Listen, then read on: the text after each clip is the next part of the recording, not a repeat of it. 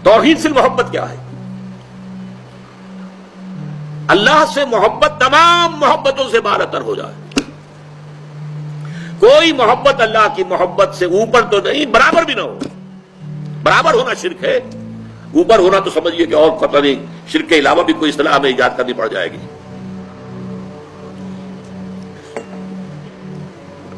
سورہ بقرہ میں فرمایا وَمِنَ النَّاسِ مَن يَتَّخِذُ مِن دُونِ اللَّهِ أَندَادًا يُحِبُّونَهُم كَحُبِّ اللَّهِ وَالَّذِينَ آمَنُوا أَشَدُّ حُبًّا لِلَّهِ.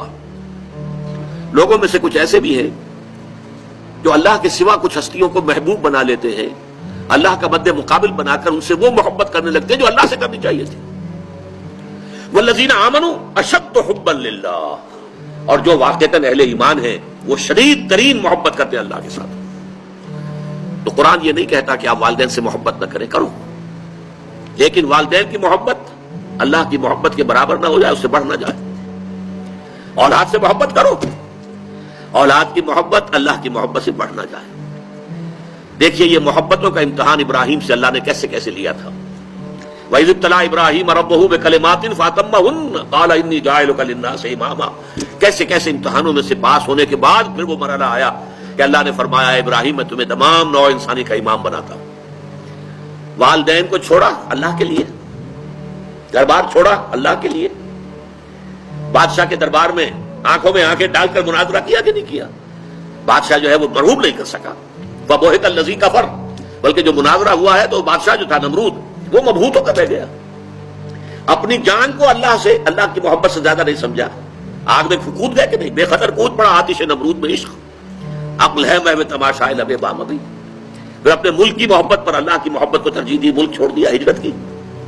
آخری امتحان جو لیا ہے، آخری امتحان جس سے کڑا امتحان ہو نہیں سکتا. 100 برس کی عمر میں وہ 13 برس کا بیٹا جو دعائیں مانگ مانگ کر اللہ سے لیا تھا، اکلوتا بیٹا، حکم آیا ذبح کر دو. یہ ہے سب سے بڑا امتحان. 100 برس کا بوڑھا انسان اور بڑی دعائیں مانگ مانگ کر بیٹا لیا. 87 برس کی عمر میں حضرت اسماعیل کی ولادت ہوئی ہے. اب 13 برس کے ہو گئے ہیں. فلما بلغ معه السعی، جب بھاگ دوڑ کے قابل ہو گئے. 13 برس کا جوان بچہ جو ہے باپ کا دست و بازو بن جاتا ہے، بھاگ دوڑ. اس لیے آتا ہے نا کہ ابراہیم اور اسماعیل دونوں تھے جو بیت اللہ کی تعمیر کر رہے تھے. وَإِذْ يَرْفَعُ إِبْرَاهِيمُ الْقَوَاعِدَ مِنَ الْبَيْتِ وَإِسْمَاعِيلُ، اس اسماعیل کے بارے میں انی ارا فی المنام انی اصبحک فانظر ماذا تری. اے میرے بچے میں دیکھ رہا ہوں خواب میں، بار بار یہ خواب آ رہا ہے کہ میں تمہیں ذبح کر رہا ہوں. اور اس کے لیے چھری پھیر دی. یہ تو اللہ تعالیٰ نے جو ہے قد صدقت الرؤیا انا کذالک نجزی المحسنین. اللہ تعالیٰ نے کہا بس بس، امتحان ہمیں لینا تھا، وہ امتحان پورا ہو گیا. یہ ہے محبت، توحید فی المحبت. اللہ کی محبت تمام محبتوں سے غالب. اور اگر کوئی ایک محبت بھی آ کر آپ کے دل کے سنگھاسن پر اللہ کی محبت کے ساتھ براجمان ہو گئی، بات ساتھ کہہ رہا ہوں، اوپر نہیں، ساتھ بیٹھ گئی آپ کے دل کے تخت پر، تو یہی شرک فی المحبت ہے.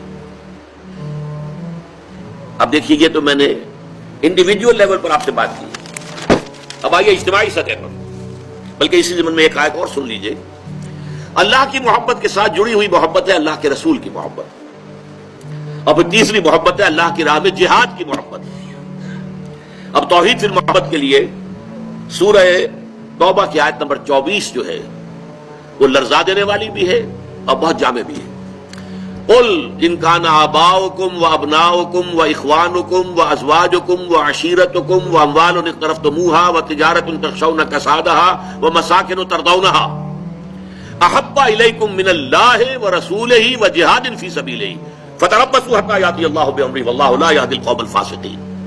اے نبی سے کہہ دیجئے لوگوں دیکھو، اگر تمہیں اپنے باپ، اپنے بیٹے، اپنے بھائی، اپنی زوج، مرد کے لیے بیوی، بیوی کے لیے شوہر زوج ہے، اور اپنے رشتہ دار اور وہ مال جو تم نے بڑی محنت سے کما کر جمع کیے ہیں، اور وہ کاروبار جن کی کساد بازاری کا تمہیں ڈر رہتا ہے، اور وہ محل، وہ حویلیاں، وہ مکانات جو تم نے بنائے ہیں تمہیں بہت محبوب ہیں.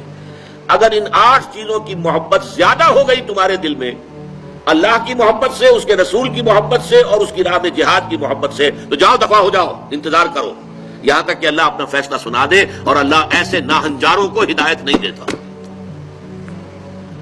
8 محبتیں ایک پرڑے میں ڈال لیجئے. باپ کی محبت، بیٹے کی محبت، بھائی کی محبت، بیوی کی محبت، رشتہ داروں کی محبت. 5 مال کی 3 شکلیں، جائیداد، کاروبار اور کوئی نقد.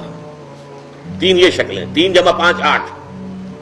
اور 3 محبتیں دوسرے پلڑے میں ڈالی، اللہ کی محبت، رسول کی محبت اور جہاد کی محبت.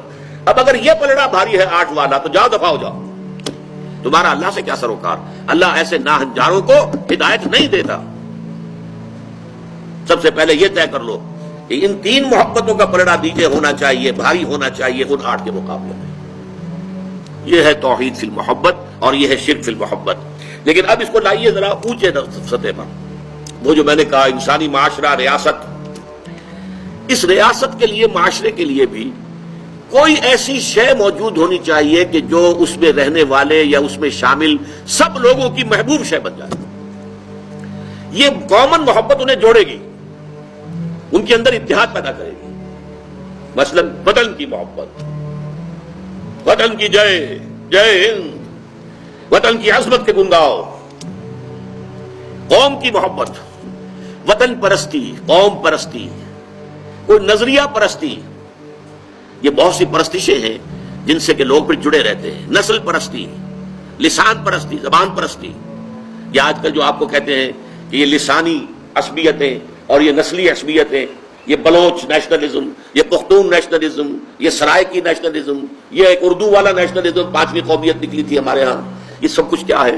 یہ جمعیت کے لیے، لوگوں کو جوڑنے کے لیے، شیرازہ بندی کے لیے، انہیں متحد رکھنے کے لیے کوئی نہ کوئی شے محبوب ہو جانی چاہیے. اس اعتبار سے اس دور کا سب سے بڑا شرک وطن پرستی ہے.